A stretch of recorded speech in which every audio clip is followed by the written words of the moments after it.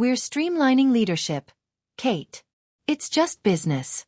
My sister Madeline's words hit me across the same mahogany conference table where our parents had signed the founding charter of Harland Financial Group 30 years ago.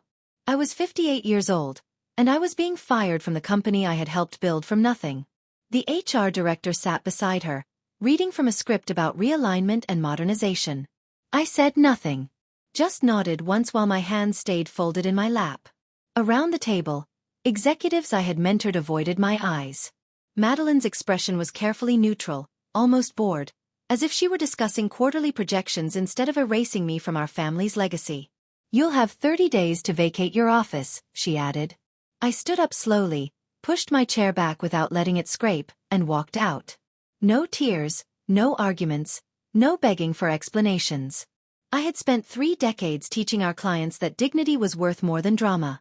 I would not abandon that lesson now, even as my own sister stripped away everything I had worked for. The hallway felt longer than it ever had before. I carried a single cardboard box containing a framed photograph of our parents, my business license, and a coffee mug that said World's Best Financial Advisor.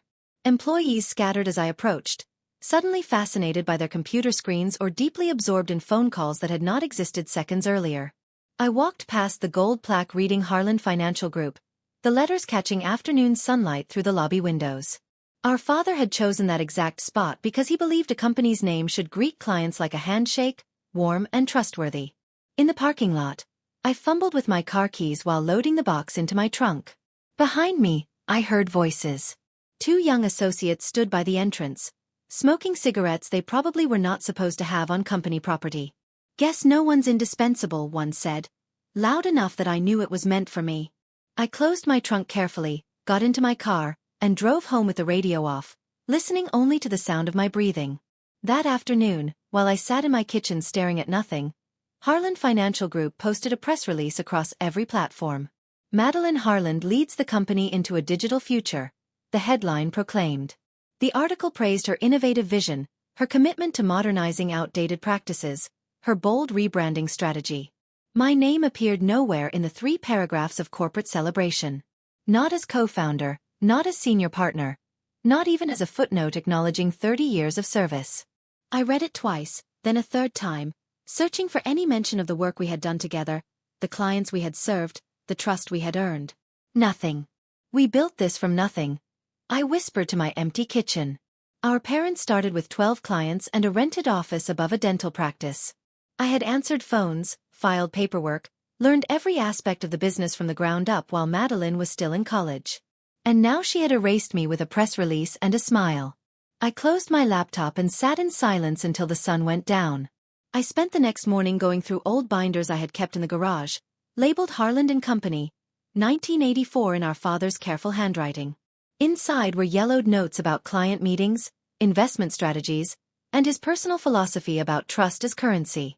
One page had a single sentence underlined twice.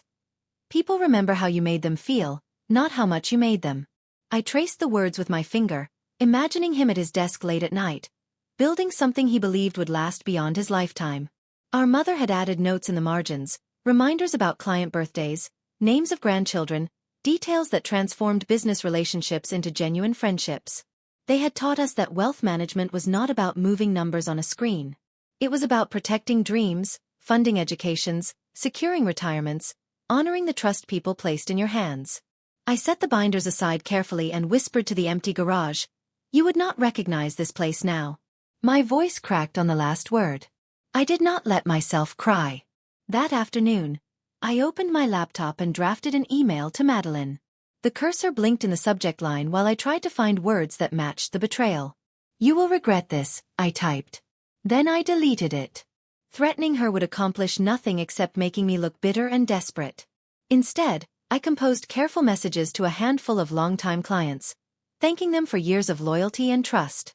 I did not mention being fired or ask them to follow me anywhere. I simply expressed gratitude for allowing me to be part of their financial journeys. Each message was personalized, referencing specific conversations we had shared, goals we had achieved together, challenges we had overcome. I hit send on the last one and closed my laptop. My phone sat silent on the kitchen counter. No calls, no texts, no one checking if I was okay. The company had already moved on, erasing me as efficiently as deleting a file. I poured myself tea and stood by the window, watching neighbors walk their dogs and children ride bicycles. Life continued for everyone else while mine had stopped. The silence that followed was worse than the humiliation. For 30 years, my phone had buzzed constantly with client questions, colleague updates, meeting reminders. Now it sat dark and quiet on my nightstand, a dead weight marking how thoroughly I had been removed. I spent mornings in my garden, pruning roses that did not need pruning, pulling weeds that barely existed, anything to keep my hands busy and my mind occupied. Friends called occasionally, awkward conversations where they asked if I was okay and I assured them I was fine, just enjoying some time off. My coffee cooled untouched beside a stack of resumes I could not bring myself to send. What was the point? I was 58 years old, fired from my own family's company, marked in the industry as someone who had been streamlined away. One morning, as I knelt in the dirt replanting petunias, my phone finally rang. Unknown number. I almost ignored it, but something made me answer. Kate Harland, I said, my voice rusty from disuse. There was a pause, then a familiar voice, hesitant and apologetic. Mrs. Patterson. I recognized her immediately. She had been my client for 20 years, a retired school principal who had trusted me with her pension, her retirement savings, everything she had worked her entire career to build. I stood up quickly, brushing dirt from my knees. Mrs. Patterson. How are you? Kate, I hate to bother you, but something strange happened with my account. My chest tightened. What kind of strange? Well, they moved my retirement portfolio to some new investment strategy. High-growth technology funds or something. But I never signed anything agreeing to that. I specifically told you I wanted conservative investments. You are sure you did not sign anything? I asked, already knowing the answer. I am 74 years old and I taught reading for 40 years. I know when I have signed something. Her voice was steady but worried. They said it was part of a modernization initiative, that everyone was being automatically upgraded. But my monthly statements look completely different now, and nobody will explain the changes clearly. I closed my eyes and took a slow breath. Mrs. Patterson, give me some time to look into this. I am going to figure out what happened. Thank you, Kate. I knew you would help. After we hung up, I stood in my garden holding my phone, pieces clicking into place. That evening, I did something I probably should not have done. I logged into an old shared drive that the company used for internal files, one I still had access to because nobody had bothered to revoke my credentials. I told myself I was just checking one thing, just confirming a suspicion. The dashboard loaded slowly, showing folders organized by department. I navigated to executive files, then recent projects. A new folder labeled reallocated assets sat at the top, created 3 weeks after my firing. Inside were spreadsheets with familiar names. Mrs. Patterson. Mr. Kowalski. The Tran Family Trust. Dozens of my longtime clients, their portfolios moved to high-risk investments without proper authorization. Each transaction showed the same approval signature. M. Harland. Madeline. My sister had been systematically draining legacy accounts, moving conservative retirement funds into aggressive growth strategies that generated higher management fees but exposed elderly clients to massive risk. The money was not disappearing, but it was being used to fund her rebrand, her digital transformation, her vision of a modern financial firm. She was gambling with other people's life savings to make herself look innovative. I sat back in my chair and stared at the screen until my eyes burned. Then I took screenshots of everything. The next morning, I called our family attorney, Thomas Brennan.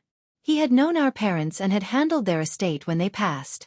I need advice about a potential legal situation. I told him over the phone. He invited me to his office that afternoon. In his wood-paneled conference room, I explained everything. The firing, the press release, Mrs. Patterson's call, the unauthorized portfolio transfers. Thomas listened carefully, occasionally making notes on a yellow legal pad. When I finished, he was quiet for a long moment. Kate, you could sue. Wrongful termination, breach of fiduciary duty, possibly fraud depending on how those transfers were authorized. But it will get ugly. Very ugly. Public, expensive, family-destroying ugly. I stared at my hands. I do not want revenge. I just want accountability. Then we need to think strategically, not emotionally. He leaned forward. Sometimes the best way to hold someone accountable is not through a lawsuit, but through consequences. Let her choices catch up to her naturally. You focus on rebuilding your own reputation. I nodded slowly. That made sense. I had always believed in playing the long game with clients. Maybe I needed to do the same with my sister. Thank you, Thomas. I stood to leave. He walked me to the door, then paused. Your parents would be proud of how you are handling this. I smiled tightly and left before the words could break through my composure. The following Saturday, I ran into an old colleague at the country club. Vanessa had been with Harland Financial for 15 years before leaving last month for a position at a competitor.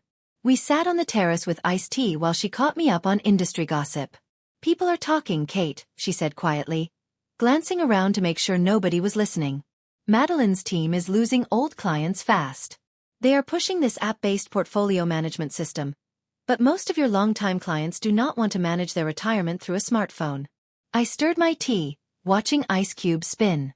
That is not what our parents built this for, I said. Vanessa nodded. Exactly. And the new advisors she hired, they are straight out of business school. Smart kids, but they do not have relationships. They do not remember that Mr. Chen's daughter is getting married in June, or that Mrs. Rodriguez is terrified of market volatility because her parents lost everything in a recession. She paused. Your clients miss you. Have you thought about consulting? I shook my head. I do not want to steal anyone's business. I just want people to get the care they deserve. Vanessa smiled slightly. That is exactly why they miss you. We finished our tea talking about other things, but her words stayed with me. 2 days later, a recruiter called. Kate Harland? My name is Harrison Cole. I am the Vice President of Wealth Strategy at Westfield Regional Bank. I hope this is not too forward, but I heard through the industry network that you might be considering new opportunities. I hesitated. I am listening. Westfield was respected, mid-sized, focused on personal relationships rather than aggressive growth. We are looking for someone with deep client trust to join our advisory team. Not to sell products or chase numbers, just to help people who still believe in people. That phrase caught my attention. I spent 3 decades building relationships, Mr. Cole. That is what matters to me. Please, call me Harrison. And that is exactly why I am calling. Would you be willing to meet? We scheduled lunch for the following week. After hanging up, I sat at my kitchen table feeling something I had not felt in months. Hope. Not for revenge or vindication, but for the chance to do what I loved again, to serve clients who valued trust over technology. I opened my laptop and started updating my resume, listing accomplishments I had almost forgotten. Financial Advisor of the Year. Twice. Client retention rate above 95% for 2 decades. Specialist in retirement planning and legacy wealth management. I was not done yet. Harrison Cole turned out to be exactly what he sounded like on the phone. Professional, thoughtful, more interested in listening than impressing. We met at a quiet restaurant downtown where he ordered coffee and asked about my background. I told him about growing up in the family business, learning from my parents, building relationships one client at a time. Our clients do not want algorithms, he said, stirring his coffee. They want someone who remembers their kids' names, who calls when the market drops to reassure them before they panic, who understands that a portfolio is not just numbers, it is someone's entire future. I nodded. That is what I have always believed. He smiled. Then I think we would work well together. He explained the position. Senior advisor, working with existing clients and taking on new ones who preferred personal service. No pressure to sell products, no quotas to meet, just focus on providing excellent guidance and building trust. The compensation was fair, not extravagant, but enough. Most importantly, there was a clause allowing me to manage any clients who chose to move their portfolios voluntarily. It is legal, Harrison said. It is transparent. And it is how relationships should work. People choose their advisors. We finished lunch and shook hands. I will send you the contract this week. I walked to my car feeling lighter than I had in months. I signed the contract on a Wednesday morning in mid-September. Harrison welcomed me to the team with a small gathering in the conference room, introducing me to other advisors and support staff. Everyone was friendly, professional, genuinely interested in collaboration rather than competition. My office was modest but comfortable, with a window overlooking a small park. I spent the first week getting familiar with their systems, meeting compliance officers, learning protocols. On Friday afternoon, I sent a brief email to a few long-time clients, letting them know I had joined Westfield Regional Bank and was available if they ever needed anything. I kept it simple, professional, not asking them to move their accounts, just letting them know where I was. By Monday morning, I had 3 voicemails. Mrs. Patterson was first. Kate, thank goodness. Can I move my account to you? I do not trust these new people at Harland. Mr. Kowalski called next. I heard you are at Westfield now. What do I need to do to transfer? The third was Bella Tran, calling about her family trust. We want you managing our portfolio again. Just tell us what paperwork to fill out. I sat at my desk listening to their messages twice, then called Harrison. We might need to prepare some transfer paperwork, I told him. How much? Enough, I said. Enough to start rebuilding. Over the next month, the calls kept coming. Not a flood, but a steady stream of clients who had trusted me for years and wanted that relationship back. I never asked anyone to leave Harland Financial. I simply made myself available, provided excellent service, and let people make their own decisions. Every transfer was documented, transparent, completely legal. Each time a client moved their portfolio to Westfield, I sent them a handwritten welcome note thanking them for their continued trust. My desk began filling with responses.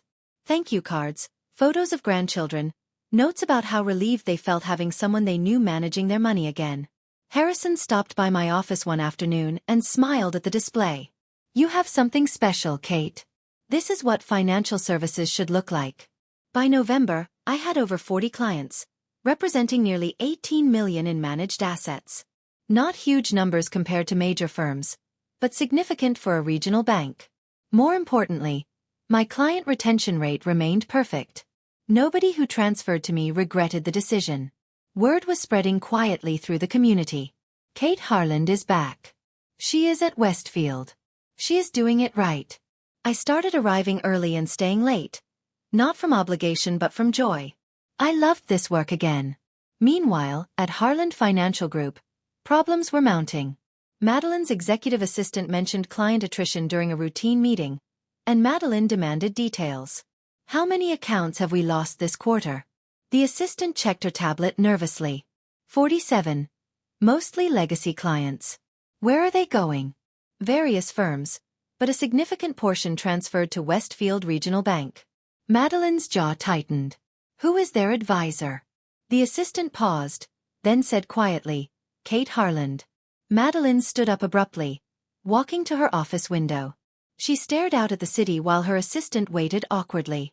Finally, Madeline spoke without turning around. Get communications to control the narrative. I want talking points about our modernization strategy, our growth trajectory, why we are the future of wealth management. Emphasize innovation, technology, forward-thinking leadership. Make sure every client communication reinforces that message. The assistant took notes quickly. What about addressing the client losses directly? We do not address losses, Madeline said coldly. We emphasize gains. Frame it as natural evolution. The clients who stayed are the ones who value progress. That afternoon, Harland Financial sent an email blast praising their digital transformation and highlighting new technology features. The email mentioned cutting-edge portfolio management tools and algorithm-driven investment strategies. It did not mention the 47 clients who had decided they preferred human beings. In December, a reporter from the local business magazine called me. We are doing a feature on innovative financial advisors in the region, she explained. Your name came up repeatedly when we asked industry professionals about client-first philosophy. Would you be willing to be interviewed? I hesitated. I have always preferred letting my work speak for itself. The reporter persisted. Off the record, several clients specifically mentioned how you prioritize their needs over commission potential. That is the kind of story people want to hear, especially now when everyone is frustrated with impersonal financial services. I thought about it overnight, then declined politely. I explained that I appreciated the recognition but preferred staying focused on serving clients rather than seeking publicity. The feature ran anyway 2 weeks later. Without my interview, they quoted Harrison instead. Integrity is our competitive advantage, he told the magazine. Kate Harland exemplifies what client service should be. She built her career on trust, and that foundation is unshakable. The article discussed the trend of clients seeking personal relationships over digital platforms, highlighting Westfield's approach as a model for community banking. My name appeared 3 times. Madeline's firm was not mentioned at all. The magazine hit stands on a Wednesday. By Friday, I had 12 new client inquiries. January brought a crisis Madeline had not anticipated.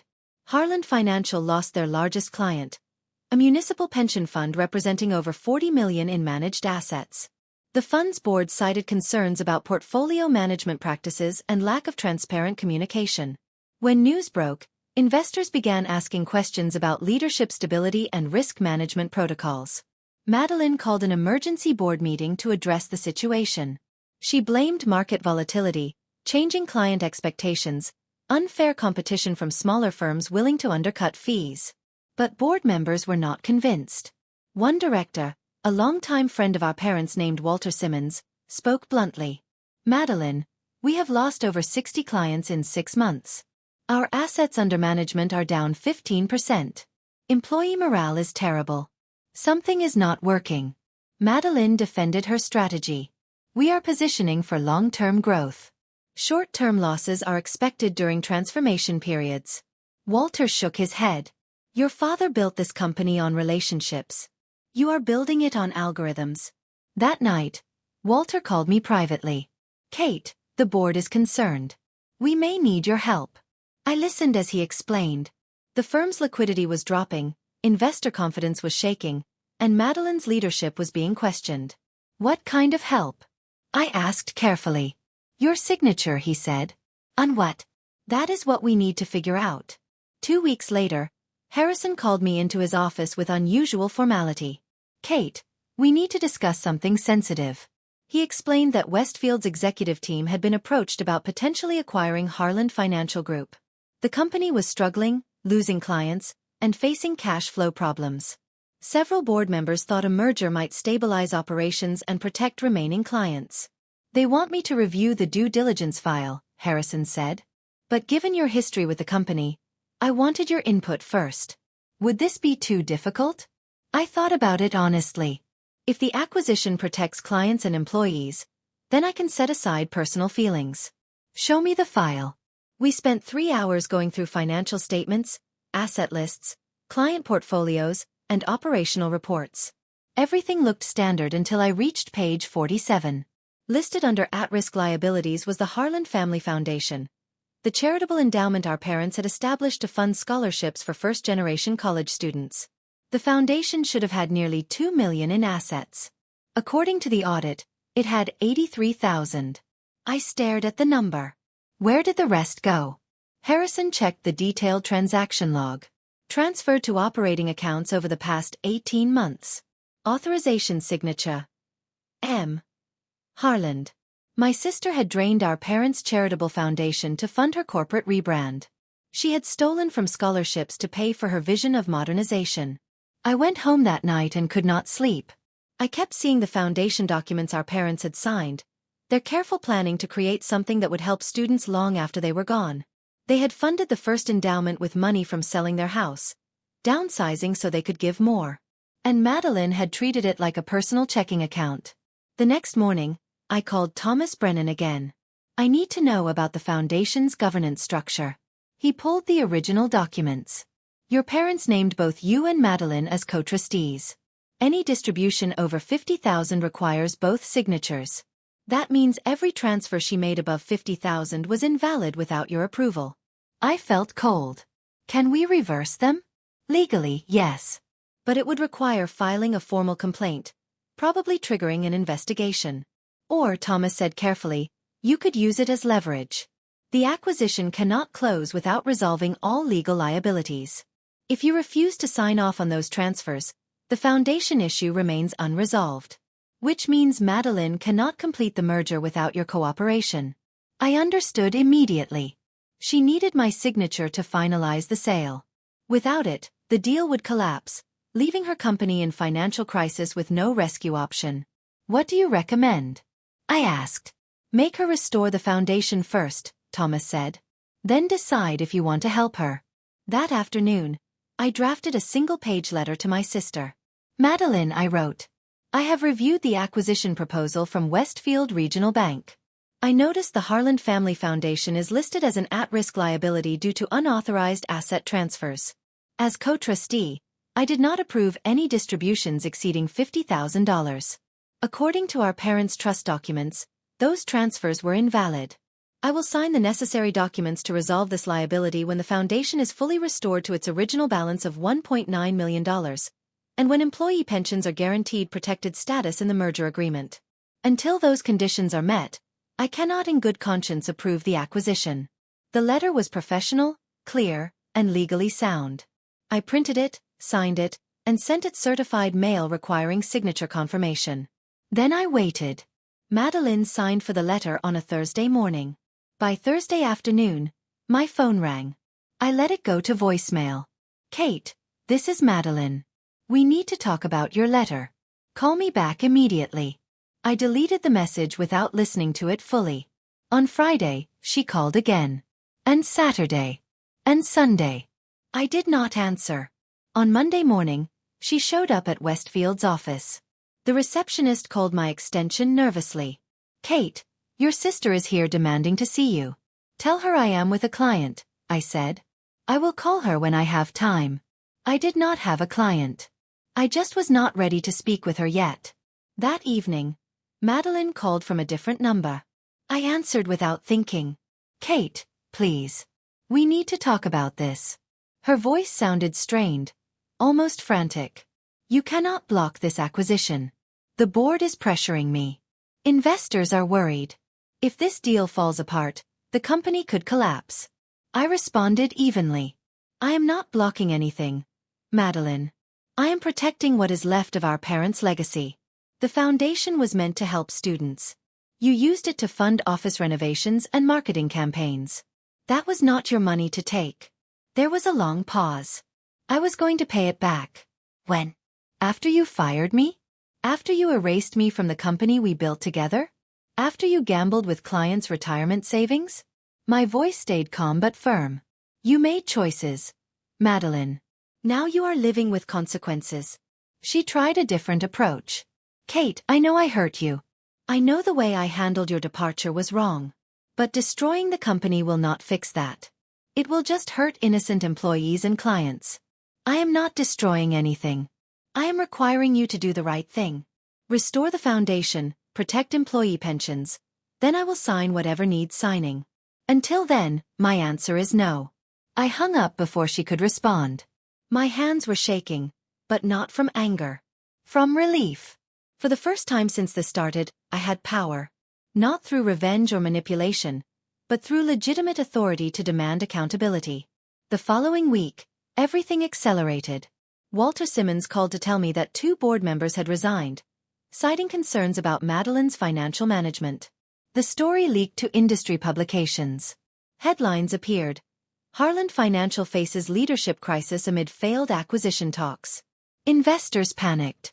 Stock prices for the privately held company plummeted in internal valuations. Clients who had stayed started calling competitors to explore options. The carefully constructed image of a modern, innovative firm was collapsing. Madeline tried damage control. She issued statements about temporary challenges and strategic realignment. She promised transparency and renewed commitment to client service. But nobody believed her anymore. The foundation issue had exposed something deeper, a pattern of prioritizing appearance over substance, of treating legacy commitments as obstacles to innovation rather than foundations to build upon. Meanwhile, I continued working quietly at Westfield. My client list grew to 63 accounts. I spent my days having conversations about retirement planning, education savings, estate strategies. I remembered birthdays and asked about grandchildren. I did exactly what my parents had taught me. Harrison stopped by my office one afternoon with an unusual request. Kate, the executive team wants to know if you would be willing to negotiate directly with Harland's board about the acquisition. They think you might be the only person who can salvage this deal. Why would I want to salvage it? I asked. To protect the clients and employees who did not do anything wrong, he said. Fair point. The meeting was scheduled for the following Monday in the same conference room where Madeline had fired me 9 months earlier. I arrived 15 minutes early with Thomas Brennan beside me. The board members were already seated. Madeline sat at the far end of the table, looking thinner than I remembered, dark circles under her eyes. Walter welcomed me warmly. "Kate, thank you for coming. We appreciate your willingness to discuss this situation." I sat down at the head of the table, the position our father used to occupy during board meetings. Thomas placed a folder in front of me containing the merger documents and our proposed amendments. I looked directly at Madeline, then addressed the full board. "I will sign the necessary co-trustee approvals for the acquisition under 3 conditions. First, the Harland Family Foundation must be fully restored to its original balance before closing. Every dollar that was improperly transferred must be returned with appropriate interest." The board members nodded. Madeline stared at the table. "Second, all employee pension accounts must be guaranteed protected status in the merger agreement. No reductions, no restructuring. Full protection for everyone who built their retirement security while working for this company." Walter spoke up. "We can agree to that." Third, I paused for emphasis. "The company name returns to Harland & Company in the merger. Not Harland Financial Group. The original name our parents chose." I slid the signed documents across the table. "Those are my terms." The room was silent for a long moment. Then Walter picked up the documents and reviewed them carefully. "These terms are reasonable and legally sound. I move that the board accept them and proceed with the acquisition under these conditions." The vote was unanimous. Madeline did not participate, technically recusing herself due to conflict of interest. The meeting adjourned with instructions for legal teams to finalize the amended merger agreement. As board members filed out, Madeline remained seated. I gathered my papers slowly, giving her space to speak if she wanted. "Kate," she said finally. Her voice was barely above a whisper. "I am sorry. Not for getting caught, but for what I did." I looked at her, this woman who had been my sister, my business partner, my family. "Your apology does not change what happened. But the terms I set will protect what Mom and Dad built. That is what matters now." I walked out without waiting for her response. Thomas followed me into the hallway. "You handled that perfectly," he said. "With the exact right balance of firmness and fairness." The acquisition closed 30 days later. The press release announced that Harland & Company would operate as a division of Westfield Regional Bank, preserving its legacy of personalized client service while benefiting from larger institutional resources. Madeline resigned as CEO, accepting a severance package and citing personal reasons for her departure. The Harland Family Foundation was restored and expanded, funding scholarships for 20 students that year instead of the usual 12. 6 months later, I stood in the lobby of the newly renovated office. The gold plaque had been replaced with one reading Harland & Company, established 1984. Beneath it, a smaller plaque listed the founders, Theodore and Annabelle Harland. My parents' names gleamed in morning sunlight. Harrison had been promoted to Chief Operating Officer, and he had asked me to serve as Director of Client Stewardship, overseeing advisor training and client relationship protocols. I accepted, knowing it was exactly what my parents would have wanted. I mentored young advisors now, teaching them the same lessons I had learned. Listen more than you talk. Remember the details that matter to people. Treat every portfolio like it represents someone's entire future, because it does. Build trust first. Profit follows. One morning, a new advisor named Bethany asked me what really happened with Madeline and the acquisition. I smiled gently, choosing my words carefully. My sister believed business was not personal. That decisions could be made purely on logic and profit without considering relationships and trust. She learned differently. Bethany frowned slightly. "What is the lesson?" I looked past her at the plaque bearing my parents' names, at the office filled with advisors having genuine conversations with clients, at the foundation of trust we had rebuilt. "People are the business," I said. "Everything else is just paperwork." That became our motto, printed on business cards and hung in conference rooms. And every time I read it, I thought about the long path from humiliation to restoration, about how dignity maintained becomes power earned, about how the best revenge is simply doing the right thing and letting consequences unfold naturally. My sister had tried to erase me. Instead, she had freed me to build something better. And that, I realized, was a gift she never intended to give.